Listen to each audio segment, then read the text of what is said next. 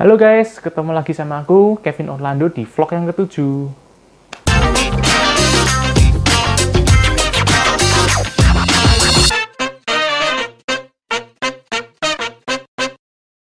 Nah, sesuai janjiku di vlog yang ke-6 ini guys, kali ini kita akan belajar lebih mendalam tentang support dan resistance.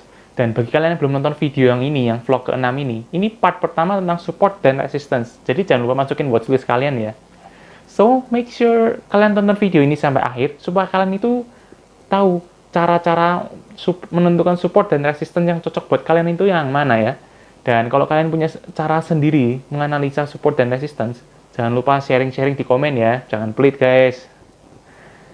And anyway, don't forget to subscribe and turn on notifications, supaya kalian tetap stay up to date dengan info-info investasi ya. Oke, ini aku review sekilas ya guys. Nah, di saham itu dalam penentuan time to buy dan time to sell, para trader itu biasanya menggunakan analisa teknikal. Dan di analisa teknikal sendiri itu ada banyak cara ya. Tapi aku hanya membahas tentang support dan resistance, salah satunya yang di sini ya. Nah, di yang part pertama sudah aku nyebutin dua cara yang pertama, yaitu cara menentukan support dan resistance itu dengan menarik garis manual atau dengan mencari garis trend line-nya. Nah, yang di part kedua ini, kita akan bahas tentang pembuatan support dan resistance, tetapi melalui angka psikologis dan menggunakan indikator garis MA atau moving average, guys. Nah, garis moving average itu indikator yang sederhana, tapi lumayan helpful, guys, buat kalian-kalian yang para pemula, ini bisa dipakai nih. Jadi, sekarang aku mulai dulu dari yang garis moving average dulu aja ya. Nah, guys, jadi moving average itu adalah suatu indikator sederhana yang para trader gunakan untuk menentukan support dan resistance. Anggapannya gini, support itu kan lantai suatu saham ya. Jadi untuk kalian mendapat profit maksimal, kalian bisa buy di support dan jual di resistance atau atapnya. Nah, jadi terbentuknya garis MA sendiri itu gimana sih? Terbentuknya garis MA itu berdasarkan rata-rata harga penutupan dan pembukaan selama periode tertentu. Nah, misalnya garis MA itu ada banyak, ada 5, 10, 20, 50, 100, 150, 200. Ini selera kalian mau pakai yang mana, guys. Tapi biasanya angka-angka yang ini aku maksud nih, angka misalnya kayak 5, 10 itu mencerminkan hari atau periode kerja. Jadi misalnya kalau MA5 itu berarti garis ini mencerminkan 5 hari kerja bursa atau selama seminggu. Berarti kalau 10 selama MA10 itu 2 minggu ya, guys. Nah, seterusnya dilipat-lipatkan terus ya. Nah, biasanya kalau para intraday trader atau trader yang mainnya harian akan menggunakan MA yang angkanya kecil. Misalnya kalau 5, 10 atau 10 atau 5 dan 20 gitu guys. Itu selera ya, selera kalian. Dan kalau aku cenderungnya biasanya pakai 5, 10, 20, 100 dan 200. Kenapa pakai semuanya? Nah, karena aku sudah terbiasa pakai semuanya, lebih nyaman buat aku guys. Dan kalau misalnya swing trader juga bisa pakai misalnya 20 dan 50 saja, atau 100 dan 200 saja, itu selera masing-masing trader nggak bisa disamakan ya guys. Nah, daripada kalian bingung garis MA itu seperti apa, lebih baik aku langsung tunjukin kalian garis MA itu kayak apa ya guys. Nah, ini jadi pertama aku buka dulu investing.com, lalu masukkan dulu nama emitennya. Ini aku coba masukin nama Unilever ya, kodenya di sini UNVR. Terus tampilannya kan kayak gini ya guys. Nah, aku coba atur dulu garis MA-nya itu. Nanti baru ketahuan MA ini berfungsi sebagai support atau resistensi di saham Unilever ini. Nah, caranya untuk setup garis MA itu gimana sih? Kita cari tanda-tanda yang tombol indicators, tulisannya indicators guys, untuk mencari indikator garis moving average ya. Setelah itu aku akan klik moving average ini sampai 5 kali. Kenapa sampai 5 kali? Karena tadi yang aku bilang ya, aku sudah sesuai dengan analisa menggunakan garis MA ini sebagai indikator dengan 5, 10, 20, 100, dan 200. Kalau aku sudah biasa dengan 5 MA ini, karena aku sudah menentukan time frame tradingku itu seperti apa guys. Jadi kalian harus tentukan ya, kalau kalian intraday trader bisa gunakan garis MA 5 dan 10, atau 10 dan 20, atau 5 dan 20, selera kalian ya guys. Tapi kalau misalnya kalian lebih suka swing, ya bisa saja pakai 50 dan 100 atau 100 dan 200. Please go ahead guys, itu selera. Tapi yang penting, menurutku jangan coba garis MA yang aneh-aneh ya guys. Misalnya kayak MA1 atau MA13 atau MA27. Kenapa jangan? Sebentar lagi aku beritahu ya. Nah, di saham Unilever ini, tanggal 4 dan 5 November, ini yang aku kasih tanda ini, kalian bisa lihat ya. Kalau garis MA yang 5, 10, dan 200 itu berfungsi sebagai support, karena candle Unilever posisinya ada di atas 5, MA5, 10, dan 200. Jadi kalau misalnya Unilever besok-besok ya guys, penutupan harganya di bawah MA5, masih ada MA10 dan MA200 sebagai supportnya Unilever ini. Sementara ini kita bisa lihat garis MA100 ini yang jadi resisten sudah jebol ya guys. Ya jebolnya walaupun sedikit sih. Berarti Unilever ada kemungkinan untuk cari resisten baru nih. Jadi selama Unilever masih di atas garis MA5, maka Unilever masih bagus menurutku guys. Tapi harus dilihat lagi ya, ini kan trennya kan downtrend. Nah, untuk cara buat downtrend, aku sudah ajarin kalian di vlog yang ke-6 ya guys.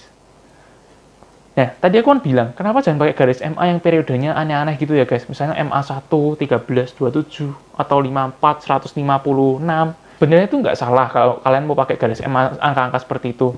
Tapi aku mikirnya gini sih guys.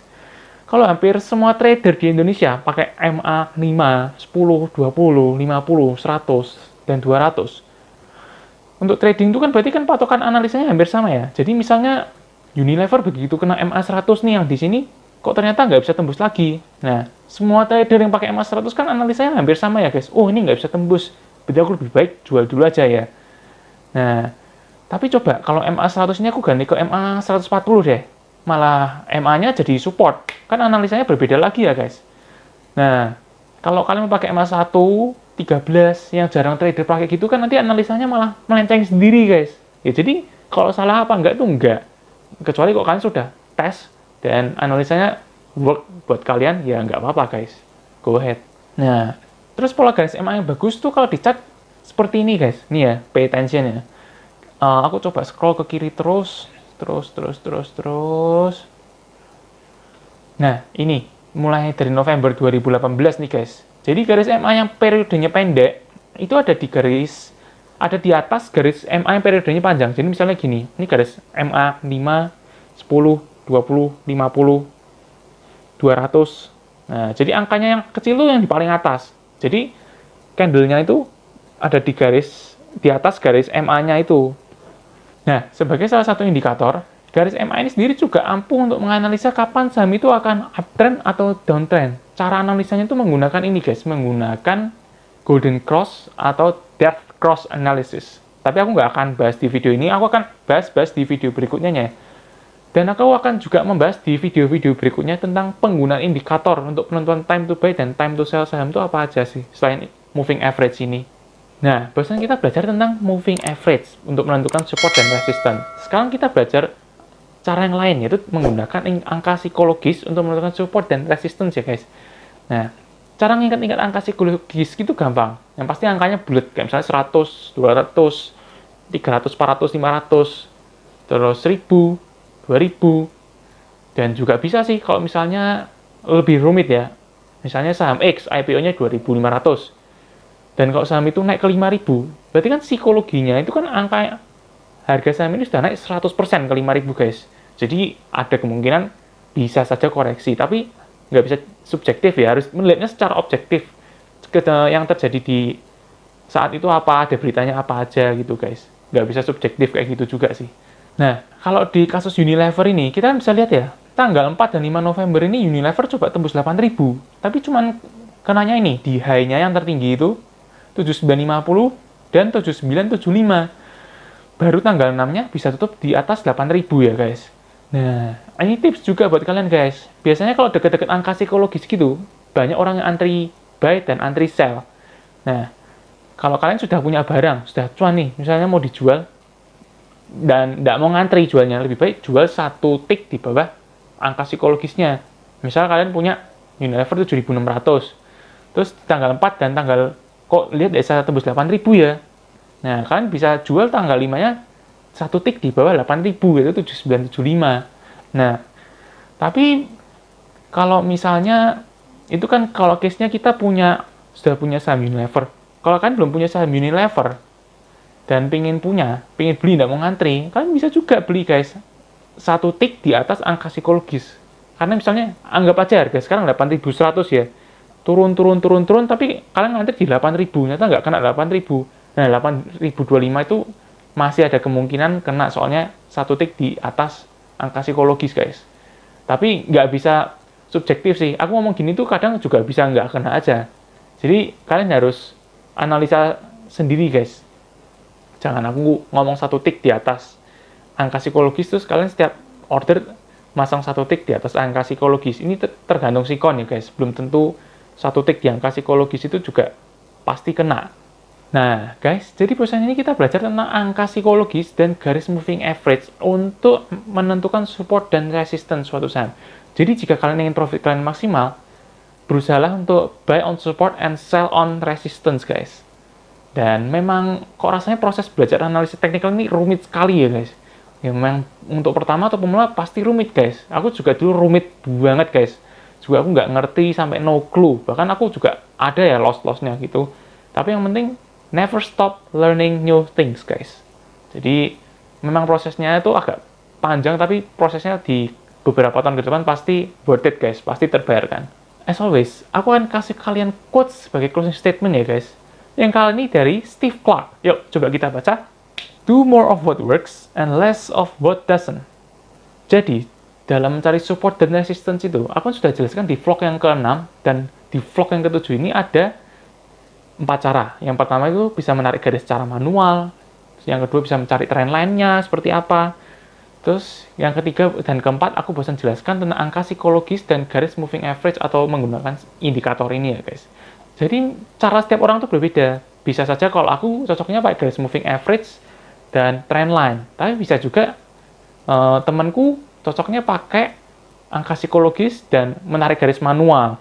Nah, yang penting percayalah pada analisa kalian, bukan analisa teman kalian ya, guys. Kalau kalian cocoknya trendline, ya pakai aja trendline. Kalau pakai cocoknya moving average dan angka psikologis, ya pakai aja. Tapi kalau kalian punya cara sendiri dalam menganalisa support dan resistance, jangan lupa sharing di komen bawah ya, guys. Jangan pelit, guys. Dan kalau kalian ada pertanyaan, guys, feel free untuk tanya via komen di bawah ini, atau DM aku di Instagram @kevinorlando, O-nya double ya, guys. Dan jika kalian merasa terbantu dengan video ini, please like, share, and subscribe this video to your friends ya. Sekian video ini, thank you.